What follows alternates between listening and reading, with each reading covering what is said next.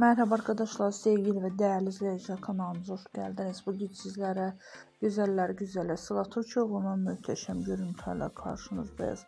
Sıla Türkoğlu'nun yeni güzel ve story paylaşımlarla karşınızdayız. Sıla Türkoğlu'nun güzel ve güzel görüntülerin devamı gelmesi istiyorsanız da kanalımıza abone olmayı unutmayın. Hoşça kalın arkadaşlar, bizden bu kadar.